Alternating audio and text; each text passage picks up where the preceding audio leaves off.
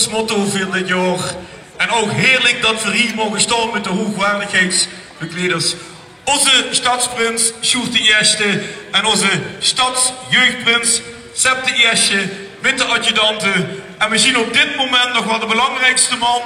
En dat is onze burgemeester Hans Vrijen. Wij gaan ik verzekeren, Vlarinnings en Vlaarsen, dat gaat niet lang duren.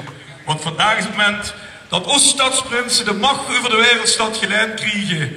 En de burgemeester gaat dat formaliseren met de sleutel. En dadelijk in het gemeentehuis ook nog met het ondertekenen van de akte. Ik ga heel graag het woord geven aan onze burgemeester, de heer Hans Vrijen.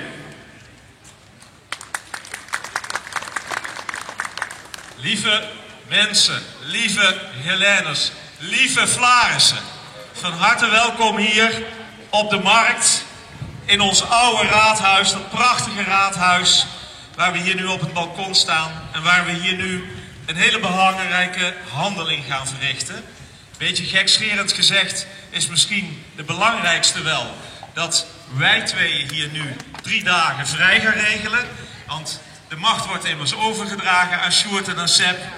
Maar dat is natuurlijk gekscherend gezegd. Want vastelavond is het feest van verbroedering, is het feest van liefde, is het feest van aandacht voor elkaar hebben. En ik heb er alle vertrouwen in dat zowel Sepp als Sjoerd dat op een geweldige manier hier gaan doen. En dat iedereen de komende dagen zegt, het is heerlijk in Geleen. Laat die sleutel maar komen, zou ik zeggen, op een Vlaris. Want dan gaan we die belangrijke handeling verrichten.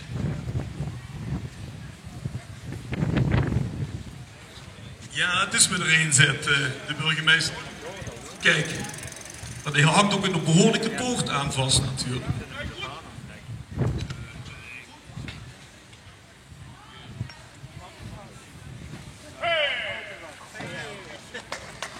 Nou, bij deze hebben we de sleutel van onze wereldstad. En dan kunnen we eigenlijk nog maar één ding doen. En dat is even het woord geven aan onze stadsjeugdprins, de 65e Sepp de Eerste.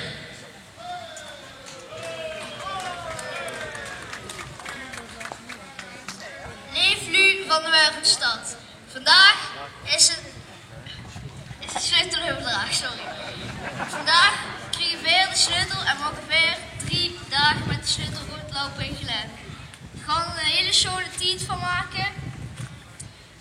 En daarom wil ik ook vandaag de harmonie bedanken, het raaf, voor...